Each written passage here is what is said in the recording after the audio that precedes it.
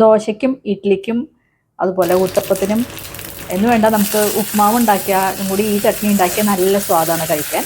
അപ്പോൾ നമുക്ക് പെട്ടെന്ന് തന്നെ എങ്ങനെയാണ് ഈ ചട്നി ഉണ്ടാക്കാൻ നോക്കാം. അതിനായിട്ട് ഞാനിവിടെ എടുത്തു വെച്ചേക്കുന്നത് ഒരു വലിയ സവോള എടുത്തു വെച്ചിട്ടുണ്ട്, പിന്നെ ഒരു 2-3 പച്ചമുളക്, ഒരു കഷ്ണം ഇഞ്ചി, പിന്നെ കുറച്ച് നാളികേരം കഷ്ണങ്ങളാക്കിയിട്ടാണ് വെച്ചിരിക്കുന്നത്. ഇനി നമുക്ക് അത് ഓരോന്നായിട്ട് അരച്ചെടുക്കാം. അതിനായിട്ട് ഇത് സവോള നന്നാക്കി കഷ്ണങ്ങളാക്കിയിട്ട് വെച്ചിട്ടുണ്ട്, ഇഞ്ചി മുറിച്ച് വെച്ചു, അതേപോലെ നമ്മൾ പച്ചമുളകും കഷ്ണങ്ങളാക്കി വെച്ചു കേട്ടോ.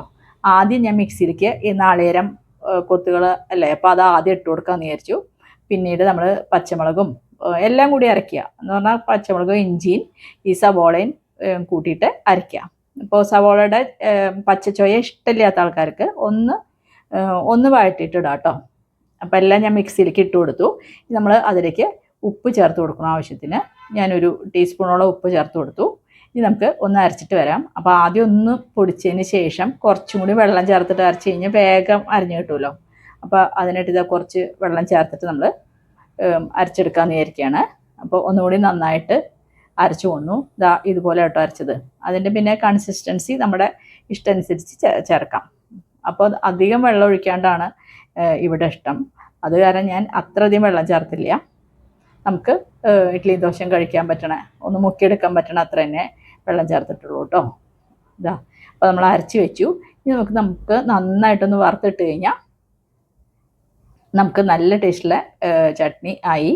അപ്പോൾ അത് മിക്സിയിൽ കുറച്ച് വെള്ളം മിക്സിയിൽ ഒഴിച്ച് കഴുകിയിട്ട് നമ്മൾ അതിൽ ചേർത്തിട്ടുണ്ട് കേട്ടോ. ഈ സമയത്ത് നമുക്ക് ഉപ്പൊക്കെ ഒന്ന് നോക്കാം. ഒരു പാൻ അടുപ്പത്ത് വെച്ചിട്ട് നമ്മളതിലേക്ക് സാധാരണ നമ്മൾ ചട്നിക്ക് വറുത്തിടുന്ന പോലെ തന്നെ ഒരു 1.5 ടീസ്പൂണോളം വെളിച്ചെണ്ണയാണ് ഒഴിച്ചു കൊടുത്തത്. പിന്നെ അതിലേക്ക് ഒരു വറ്റൽമുളക് ഇട്ട് കൊടുത്തു. പിന്നെ ഒരു ടീസ്പൂൺ കടുകാണ് ചേർത്ത് കൊടുക്കുന്നത് കേട്ടോ. ഈ കടുക് ഒന്ന് നന്നായി പൊട്ടുമ്പോൾ നമുക്ക് കുറച്ച് കറിവേപ്പിലയും കൂടി ചേർത്ത് കഴിഞ്ഞാൽ നല്ല മണം വരികയും ചെയ്യും. നല്ല ഫ്രഷ് ആയിട്ടുള്ള കറിവേപ്പിലയും കൂടി ചേർത്ത് കൊടുത്തു. ഇനി നമ്മൾ നല്ലോണം പൊട്ടി കറിവേപ്പില ഒന്ന് മുരിഞ്ഞപ്പോൾ നമ്മൾ ചട്നിയിലേക്ക് ചേർത്ത് കൊടുക്കുക. ഇത്രയേ ഉള്ളൂ. നല്ല സ്വാദാണ് കഴിക്കാൻ. അപ്പോൾ എല്ലാവരും ഒന്ന് ഉണ്ടാക്കി നോക്കണം കേട്ടോ. ഇത് നമുക്ക് രാവിലെ ഉണ്ടാക്കാനും വളരെ എളുപ്പമാണല്ലോ. വഴറ്റിയിട്ട് ചേർക്കുകയാണെങ്കിൽ വേറൊരു സ്വാദായിരിക്കും, പക്ഷേ പച്ച ഉള്ളി അരച്ച വേറെ സ്വാദായിരിക്കും. അത്രേ ഉള്ളൂ. അപ്പോൾ ഞാൻ ഇന്ന് ദോശയാണ് ഇവിടെ ബ്രേക്ക്ഫാസ്റ്റേ. അപ്പോൾ അതിൻ്റെ കൂടെ കഴിക്കാൻ വെച്ചിട്ടുണ്ടാക്കിയതാണ്. അപ്പോൾ എല്ലാവരും ചെയ്ത് നോക്കിയിട്ട് അഭിപ്രായങ്ങൾ കമൻസിൽ എഴുതണം കേട്ടോ.